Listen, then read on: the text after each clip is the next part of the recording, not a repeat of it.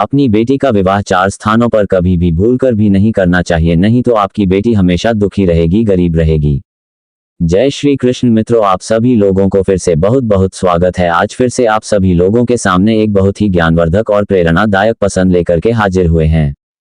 आज की इस वीडियो में इस प्रसंग में आप लोगों को पता चलेगा कि कौन से स्थानों में भूल करके भी आपको अपनी बिटिया की शादी नहीं करनी चाहिए। तो चलिए दोस्तों, बिना विलंब किए आज की इस प्यारी सी ध्यान भरी वीडियो को शुरू करते हैं। प्रिय मित्रों, जिनके घरों में बेटियां हैं, जो माता पिता बेटियों के माता पिता हैं, उनसे मेरी यही प्रार्थना है, ये निवेदन है कि आज के इस वीडियो को एक बार सच्चे मन से और पूरे ध्यान से अंतिम तक जरूर सुनिएगा। प्राचीन समय की बात है। एक शहर से थोड़ा दूर हटकर एक शहर के किनारे एक गांव था और उसी गांव में एक मजदूर गरीब पिता सामने वाले शहर में एक सेठ के यहाँ काम करने जाता था और उसके जाने के बाद उसकी बिटिया या उसको खाना पहुंचाने के लिए जाती थी। जब वह बेटी स्कूल से करके आती, घर में खाना खा लेती, फिर उसकी माँ उसे कहती है कि बेटी जाओ, तुम्हारे पिता काम करके थक गए होंगे, उन्हें भूख लगी होगी, जाओ उन्हें ये खाना पहुंचाया जाए। तो माँ की बात को मानते हुए वह बेटी घर से दोपहर का खाना लेकर के शिखर को अपने पिता को अपने बाबूजी को पहुंचाने के लिए देने के लिए जाया करती थी। इस प्रकार से उस लड़की का पिता जो शहर में सेठ के यहाँ काम करता था, वो सेठ के यहाँ काम करता रहा। वक्त बीतता रहा, ऐसे ही चलता रहा और धीरे धीरे उसकी बेटी जवान हो गई, बड़ी हो गई। जब भी उस मजदूर की बेटी गांव से शहर जाती थी अपने पिता को खाना देने के लिए, तो जिससे के यहाँ उसका पिता काम करता था, वो सेठ उसकी बेटी को घूरता था, देखता था। प्रिय मित्रों, और एक दिन ऐसा होता है कि उस सेठ को उस मजदूर की जो बेटियां होती है, उसका बात करने का तरीका है, उसका विचार, उसकी सुंदरता, सब कुछ उसे पसंद आ जाता है। कहने का तात्पर्य कि जो मजदूर की बेटियां थीं, सेठ को बहुत ही ज्यादा पसंद आ जाती है और वह सेठ फिर उस लड़की के पिता से उसकी बेटी के बारे में बात करता है। सेठ कहता है कि तुम्हारी तो बिटिया बहुत ही सुंदर है, बहुत ही सुशील है, कितने अच्छे इसके विचार है, यह अपने पिता अपनी माता की कितनी सेवा करती है, चरित्रवान भी है, मैं ये बहुत दिनों से देख रहा हूँ। फिर वह नौकर यानी कि मजदूर कहता है, हाँ सेठ जी, आपने बिल्कुल सही फरमाया, मेरी बेटी या लाखों में एक है, मेरी बिटिया बहुत ही सुशील है, बहुत सुंदर है, बहुत चरित्रवान है, बहुत समझदार है, मुझे अपने ऊपर बहुत नाज होता है कि यह मेरी बेटियां हैं।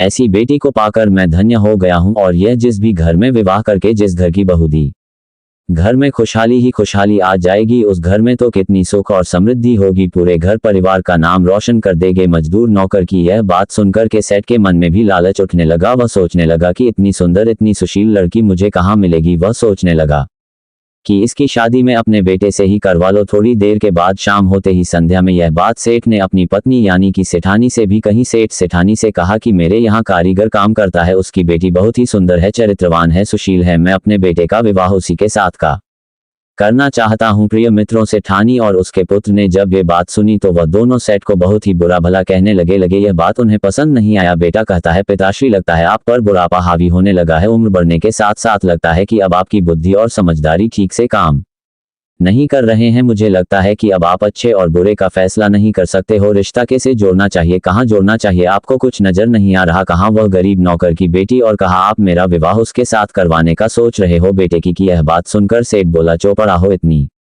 सुशील लड़की तुम्हें कहाँ मिलेगी, इतनी चरित्रवान लड़की तो पूरे कुल खानदान और पूरे परिवार का नाम रोशन करेगी, घर में सुख और समृद्धि शांति इनकी कभी कमी नहीं होगी। ऐसी लड़कियां, ऐसी बेटियां तो घर को स्वर्ग बना देती हैं और तुम्हारी शादी करूंगा तो उसी नौकर की बेटी से करूंगा। सेठ की यह बात सुनकर माँ और बेटे दोनों ही बुदबुदाने लगे, आपस में बात करने लगे और सेठ को भला बुरा कहने लगे। लेकिन प्रिय मित्रों, सेठ ने भी किसी की नहीं सुनी और दोनों का विवाह के लिए वह एकदम से तैयार हो गया। सेठ ने विवाह तय कर दिया गया, विवाह की तारीख भी एकदम टाइट हो गई थी। तब उस गरीब बेटा को चिंता सताने लगा। वह गरीब पिता सोचने लगा कि वह इतने बड़े सेठ हैं, मैं कैसे उनकी खुशामद कर पाऊंगा, मैं कैसे उन्हें संतुष्ट कर पाऊंगा। फिर सेठ जी ने उस गरीब किसान को, उस गरीब नौकर को चुपके से पैसे भेजा और कहा कि तुम बारातियों का इसी पैसे से उनकी खातिरदारी कर देना। कहते हैं ना कि बेटी वालों से धन संपत्ति लेकर के कोई भी अमीर नहीं बन सकता, अमीर और धनवान तो कोई सिर्फ अपनी मेहनत और अपनी कमाई से ही बन चर्चा है। प्रिय बंधु, प्रिय मित्रों, बड़े ही धूमधाम और गाजे बाजे के साथ बारात लेकर पहुंच जाता है और उस गरीब किसान ने भी उसे जितना हो सका, जितना बन सका का अपनी बेटी का विवाह उसने बहुत अच्छे से किया और अपनी बेटी को डोली में बिठाकर सजाकर विदा कर दिया। बेटी को डोली में विदा करते समय उसके गरीब पिता ने उसे कहा कि सुनो बेटी, चाहे कुछ भी हो जाए मगर मेरी पगड़ी, मेरा माथा, मेरा सर कभी भी नीचा नहीं होना चाहिए। वहां जाकर के भी तुम हमारा नाम रोशन करना और अपने परिवार का भी नाम रोशन करना। इतना कहकर उसे पिता ने अपनी बेटी को विदा कर दिया। सेठ खुशी खुशी अपनी बहू को अपने घर लेके आता है मगर सास ने अपनी बहू का कोई भी सत्कार नहीं किया गया, कोई भी स्वागत नहीं किया गया। यूं ही बहू को घर में उतार लिया गया। बहू घर में रहने लगे। दिन बीतने लगा, लेकिन जो साथ थी वह बहू को हमेशा बुरा भला कहते रहे, ताने मारती रही। उसकी सास उसके हर काम में गलतियां ही निकालती रहती थी। उसका जो पति था वह भी उसे कभी भी अच्छे तरीके से बात नहीं करता है, क्योंकि सेठ का पुत्र था। वो किसी और लड़की से प्रेम करता था। उसके दिल में कोई और ही लड़की थी। वो तो उसी के साथ शादी करना चाहता था, लेकिन सेठ ने तो यहाँ जबरदस्ती शादी करवा दी थी। एक दिन वह अपनी माँ से कहता है कि माँ देखो, मैं इस लड़की को चाहता हूँ, कितनी ही ज्यादा सुंदर है, एकदम हूर की परी है, इतनी सुंदर है कि जैसे मानो स्वर्ग से अप्सरा उतर आई हो। और सुनो माँ, इसके पिता भी बहुत अमीर हैं, बहुत धन संपत्ति दान दहेज हमें देंगे। माँ राजी हो गई। फिर कहा कि बेटा, मगर तुम्हारे पिता के रहते हम तुम्हारी दूसरी शादी नहीं कर सकते थे। प्यारे दर्शकों को होता क्या है, एक दिन एक हृदय गति रुक जाने के कारण, हार्ट अटैक के कारण उस सेठ की मृत्यु हो जाती है और फिर सेठानी का और सेठ के बेटे का रास्ता एकदम साफ हो जाता है। उन्होंने एक षड्यंत्र रचा कि बापूजी तो अब इस दुनिया से चले गए हैं, अब मजदूर लड़की तुम्हारा भी कुछ इंतजाम करना होगा, तुम्हें भी उन्हीं के पास भेजना होगा। उसके बाद में सास ने अपनी बहू से प्यार करना शुरू कर दिया गया। बहुत अच्छी अच्छी और मीठी मीठी बातें उसे करने लगी। वहीं सास, जो पहले उसे देखना भी नहीं चाहती थी, सास के साथ साथ उसका पति भी उससे बहुत प्रेम करने लगा और बहुत ही उसकी इज्जत नहीं करने लगा। बहू को ये बात समझ में नहीं आई, वह गरीब की बेटी, या उसे कुछ समझ में नहीं आया। उसे लगने लगा कि हो सकता है कि समय बीतने के बाद उनको मेरी जॉब वैल्यू है वह समझ आ रही है, मेरा काम उन्हें पसंद आ रहा है, शायद उनकी आंखें खुल गई हूँ। बहू यह नहीं समझ पाई कि उसके लिए जाल बुना जा रहा था। 10 दिन बीत जाते हैं, फिर उसकी सास उससे कहने लगी, बहू तुम ये बताओ तुम्हें सबसे ज्यादा क्या पसंद है। तो बहू ने कहा, जी मुझे गाजर का हलवा बहुत पसंद है। सास ने कहा, अरे ये मैं बहुत अच्छा बनाती हूँ।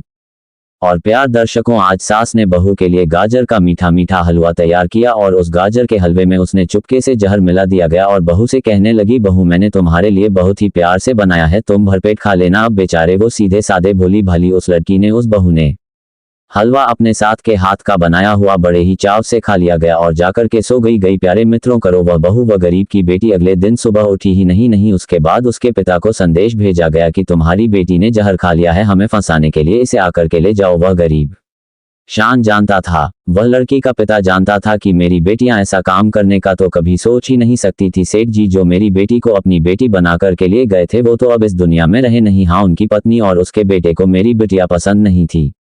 उन्होंने ही कुछ किया होगा, कोई साजिश, कोई षड्यंत्र किया होगा प्रिय मित्रों। और फिर वो किसान अपनी बेटी की शिकायत लिखकर कंप्लेन लेकर के थाने में जाता है। मगर प्रिय मित्रों, आपने सुना है ना कि जिसकी लाठी उसकी भैंस, जिसके पास पैसा होता है, जिसके पास पावर होती है, लोग उसी की सुनते हैं। और यहाँ भी वही होता है। थाने वालों ने कह दिया कि तुम्हारी बेटी ने स्वयं जहर खाया है, यहाँ के इसकी रिपोर्ट की जाएगी, चलो अब जाओ यहाँ से। रोते बिलखते बेटी के पिता ने अपनी बेटी का अंतिम चार कर दिया गया। प्रिय मित्रों, कुछ दिनों के बाद सेठ के लड़के ने दान दहेज धन संपत्ति सब लेकर के फिर से नई शादी कर ली। प्रिय दर्शकों, कहते हैं ना, इस वीडियो में कुछ ऐसी बातें मैं आप लोगों को बताने जा रहा है कि हर माता पिता को यहाँ विशेष ध्यान देना चाहिए कि इन 4 जगहों पर इन 4 स्थानों पर भूल करके भी अपनी बेटी का विवाह नहीं करना चाहिए। लिए पिता कन्यादान करते समय सबसे पहले ध्यान से सुन लें, समझ लें कि बेटी अगर ससुराल जाए तो वहां उसका मान सम्मान रहे हैं, उससे प्यार करने वाले लोग रहे हैं। अपने दामाद में, अपने होने वाले तमाम में वो सारे गुण, वो सारे स्वभाव देखें जो आपकी बेटी के लिए जरूरी है। देखें कि वह आपकी बिटिया के लायक है भी या नहीं, उसे चाहता है भी या नहीं।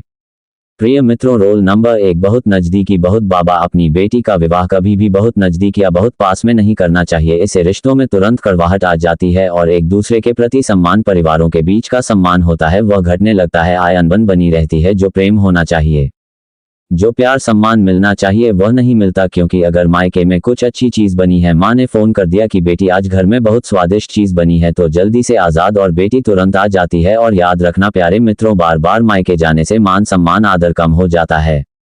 भाभियां भी कहने लगे कि अरे जनाब, ये तो सामने ही रहती है, ये तो पास ही रहती है, रोज रोज उठाकर चली आती है, इससे आपके आत्मसम्मान को, मान मर्यादा को ठेस पहुंचती है। इसलिए बेटी का विवाह पास में, नजदीक में भूल के भी नहीं करना चाहिए। नंबर 2, बेटी का विवाह आदि दूर भी नहीं करना चाहिए। मतलब न अपनी बिटिया की शादी बहुत ज्यादा दूर भी नहीं करनी चाहिए, क्योंकि कभी कभी ऐसे हालात बन जाते हैं, ऐसी परिस्थितियां आ जाती है जब बेटी को स्वयं ही अकेले ही मायके जाना पड़ता है। अब वह मायके को जा रही है, रास्ते में कोई ऐसी घटना हो जाए, अनहोनी हो जाए, 2 दिन लग रहे हैं, मायके जाने में ही बहुत तकलीफ होने लगती है, आने जाने में कितनी ज्यादा परेशानी होती है। इसीलिए बेटी का विवाह ज्यादा दूर भी नहीं की आनी चाहिए। नंबर 3, कभी भी अपनी बेटी का विवाह अपने से बहुत ज्यादा बड़े या बहुत ज्यादा धनी बड़े घर में, अमीर घर में नहीं करनी चाहिए। मायके पक्ष और ससुराल पक्ष अगर बराबर न हो तो कई बार ससुराल वाले बेटी के घर वालों को दीनहीन, कमजोर और यहाँ तक कि भिखारी भी समझने लगते हैं। इज्जत नहीं देते, आदर नहीं मिलता, जीवन भर बेटी को ताने भी मारते रहते हैं कि तुमने हमें कुछ दिया नहीं, तुम कितनी छोटे घर से आती हो, कितने तुम लोग गरीब हो। इस तरह के ताने बेटी को सुनने को मिल सकते हैं। तुम्हारे पिता ने दहेज में हमें क्या दिया, आया तुम क्या लेकर के आई थी। इस तरह की बातें, इस तरह के तानेबाजी बेटियों को सुनने को मिलती है। अगर बहुत धनी बहुत अमीर घर में अगर आप उसकी शादी करते हैं तो ध्यान रहे हैं कभी भी अपने से बहुत ज्यादा धनी और अमीर घर में अपनी बेटी का रिश्ता ना करें। और नंबर 4, हमेशा कुल गोत्र जा रही थी, यह सब देख करके हमेशा अपने कुल गोत्र उपजाति में ही शादी करनी चाहिए। हमेशा ये देख लेना चाहिए कि हम अपनी बेटी का हाथ दे रहे हैं, हम अपनी बेटी का विवाह जैसा से कर रहे हैं, वो किस जाति का है, उसका इस खानदान के हिस्सा है और उसकी उम्र कितनी है, वह कार्य क्या करता है और उसका व्यवहार कैसा है, ये सारी चीजें आपको देखनी चाहिए। तो इन्हीं बातों का ध्यान देना है कि इस तरह के 4 स्थानों पर आपको